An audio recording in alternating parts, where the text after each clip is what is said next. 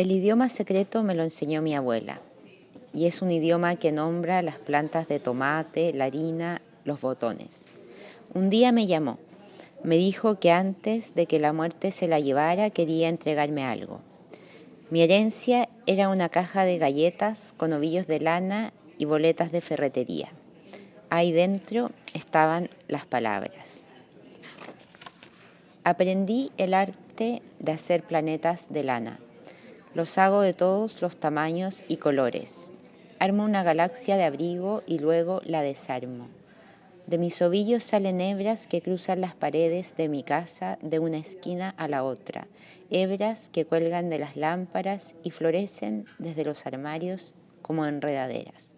Colgamos de ellas los columpios en los que Dios juega a veces, Dios y las arañas blancas. Amigos y amigas que leen por gusto, están viendo a María José Ferrada, periodista, poeta, narradora, una obra muy abundante. Si no he contabilizado mal, más de 50 obras, y creo que 50 exactamente de literatura infantil, tanto en poesía, tanto en cuento. Entre comillas vamos a hablar pues novelas y poesía para adultos, ¿no? Lo digo entre comillas también. Y bueno, ella ha recibido, entre otras distinciones, el Premio Cervantes Chico, reconocimiento a su obra, ¿no?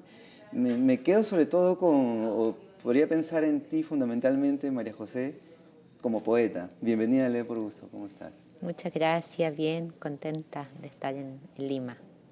No, pensaba en ti sobre todo, te pedí leer, leíste El idioma secreto, el inicio del idioma secreto, donde la poesía ahí está en el lenguaje, pero revisando tu obra, incluso, ¿no? Diario de Japón, que también es considerada una obra de no ficción, hay una constante reflexión sobre el lenguaje mismo.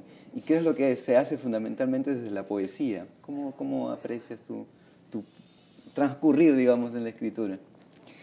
Yo creo que he tenido la suerte que como trabajo principalmente con niños que no saben mucho de formatos ni de género, yo misma he sido muy libre en mi escritura. Como que no me he detenido a pensar como en géneros o que si podría. A mí me gustan las palabras. Ujú. Entonces las palabras van tomando la forma que va necesitando una determinada historia, una determinada imagen, pero sí he tenido la suerte de poder trabajar también con distintos géneros, con novela, poesía, libro, álbum, eh, textos para muy chiquititos con muy pocas palabras, que también son como he podido conocer harto de lo que puede dar el lenguaje un poco, pensando en alguien más. Bueno, yo escribo para distintas edades, pero principalmente para niños. Entonces siempre pienso que es lo que el lenguaje le va a poder dar a ese niño que se encuentra con mis libros en un contexto que está conociendo, digamos, que está encontrando también con otros libros, con la literatura, con el lenguaje principalmente. Y hay mucho de poesía en los niños de manera espontánea, ¿no? En un momento Sí. los adultos o ya el niño que va creciendo, vamos perdiendo eso, ¿no? Pero en cambio los niños esa espontaneidad, tú te refieres mucho a eso, ¿no? Que esa conciencia muy natural del lenguaje para poetizar de los pequeños, ¿no? Sí, porque los niños tienen poquito lenguaje, entonces tienen poquito lenguaje y tienen mucha necesidad de sentido al mismo tiempo. Entonces van haciendo como las mezclas que pueden para dar cuenta de cómo van enfrentando la realidad que empiezan a conocer. Es distinta en las preguntas que tiene un adulto que las que tiene un niño, porque las de un niño, a no ser que ese adulto conserve cosas propias de su infancia, no son tan intensas como las que uno se hace en los primeros años. Pero también, quién sabe por qué, el tiempo que tenemos menos lenguaje, tal vez es como un poco de lo que se trata Diario de Japón, que el lenguaje es medio tramposo. Sí. Tenemos una confianza absoluta un poco en el lenguaje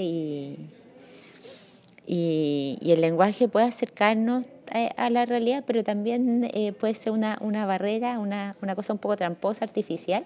Entonces, como la relación de los niños con el lenguaje, que es lo que yo he tenido la suerte de observar, me sirve para pensar todas esas cosas, para reflexionar con ello.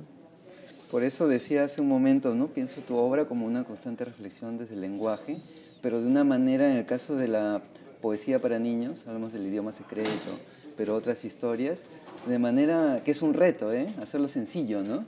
Porque si uno quiere hacer poesía, entre comillas, para adultos, claro, podría, sí, pues centrarse en la imagen, en la palabra, en lo simbólico, pero hacerlo para niños es complicado. Sí y no, tiene como son distintos retos, yo creo, con niños. El niño no tiene, a diferencia del adulto, no tiene contexto, no tiene su contexto muy cortito hacia atrás, su conocimiento de la historia, eh, entonces efectivamente es otra experiencia la del niño. Y en esa otra experiencia con todo, también hay una otra experiencia con el lenguaje, que es muy interesante porque si bien son palabras como muy eh, sencillas, muy poquita abstracción, sobre todo al principio, por lo mismo las palabras le dan mucho al niño, le dan mucho, no es lo mismo la palabra manzana, todo lo que significa para un adulto, lo que puede ser, a lo que puede ser la palabra manzana para un niño, una palabra tan simple como manzana. Entonces, pero que encierra tanto para el niño es un planeta, para el niño es la colación, es la que le dio la madre. Entonces está muy cargada de sentido, como el tiempo de la búsqueda de sentido más fuerte es cuando uno es niñito, entonces...